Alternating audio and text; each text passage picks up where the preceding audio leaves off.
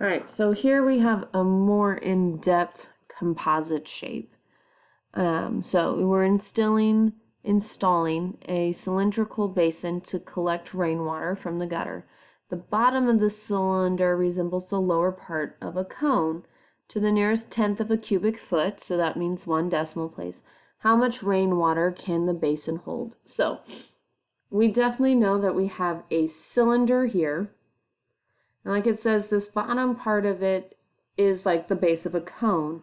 And so at about here would be where we could finish tracing out our cone to where it would create a complete cone instead of the partial cone.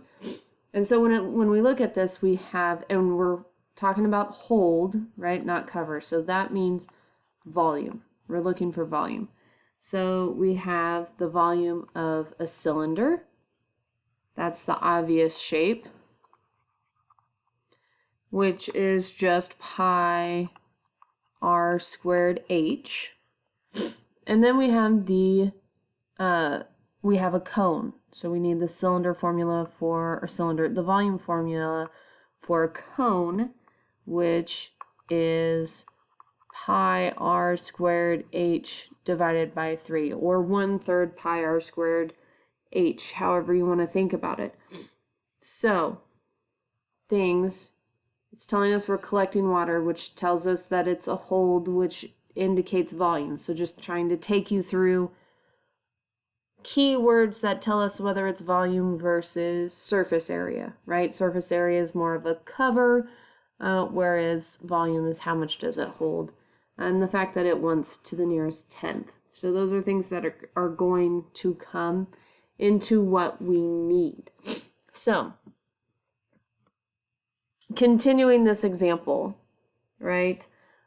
I need to find the volume of the cylinder, and then I need to find actually the volume of 2 of these cones, because this top part here, right here, this part, that part's not actually part of the volume.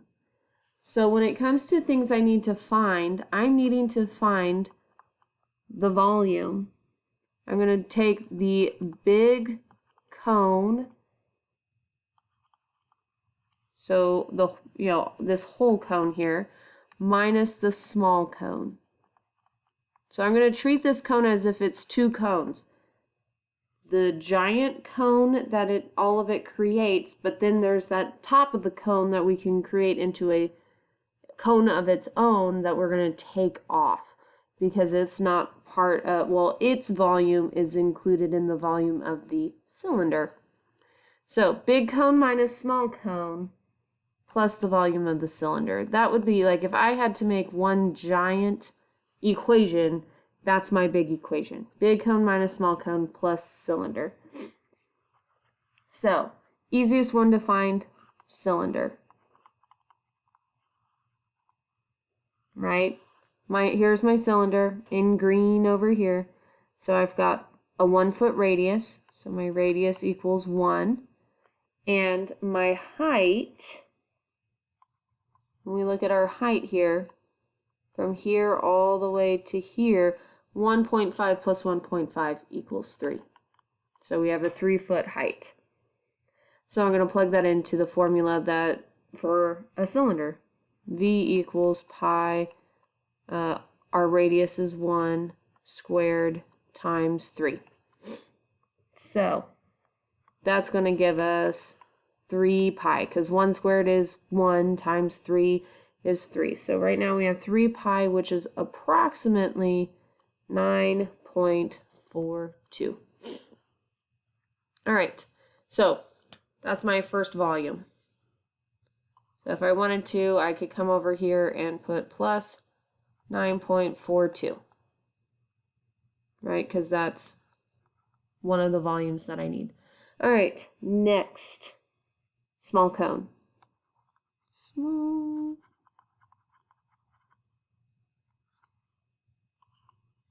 All right, so the small cone has a height of 1.5 and again, a radius of 1 because it's the small cone's base is the base of the cylinder.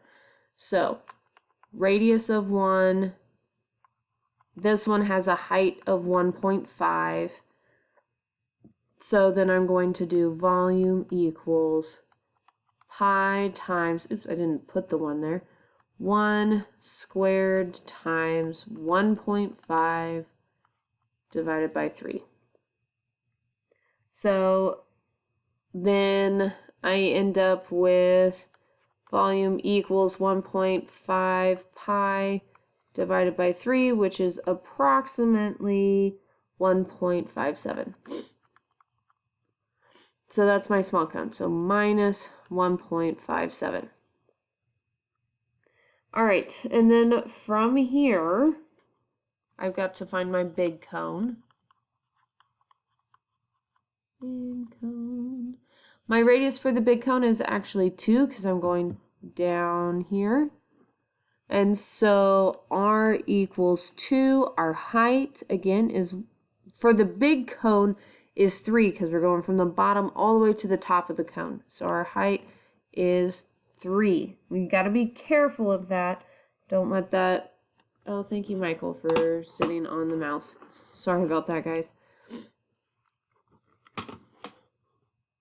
There we go. I'm like, oh, now I don't know where my mouse is. All right, so radius is 2. Height is 3. Like I said, be careful. We want the whole cone, not just the base of the cone or the bottom of the cone.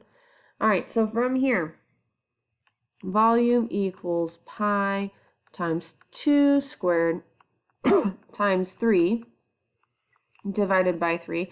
Now, 3 divided by 3 is 1. Now, you could do 2 squared times the 3 and then divide later. That's fine. But I do know that this is left with 4 pi after I do that. And 4 pi is approximately 12.56.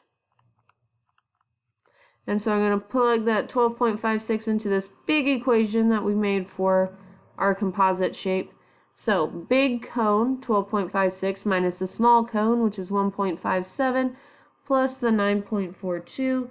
When I do that subtraction, we get 10.99 plus the 9.42. That is going to equal 20.41. And it wants us to go to the nearest tenth, if you remember. So that is approximately 20.4 cubic feet, because it's a volume, so it's feet cubed. And so that is approximately how much water this rain basin will hold. 20.4 cubic feet. So just to recap, we looked at the shapes that we had. We obviously noticed the cylinder, so we knew we had a cylinder plus, and then the base looks like the bottom of a cone. So we used what we knew about finding the volume of a cone. We found the big cone, we found the small cone, we subtracted the small cone from the big cone to get what was left. That would have been the base down here, and how much that would hold. We added that to the cylinder, and then that told us how much the entire shape would hold, or the volume of the whole shape. So I hope that was very helpful, and that is the end of our 3D unit. Let me know how I can help you. Remember, it's just giant plug in what you know to the equations. So until next time, 8th graders, stay classy.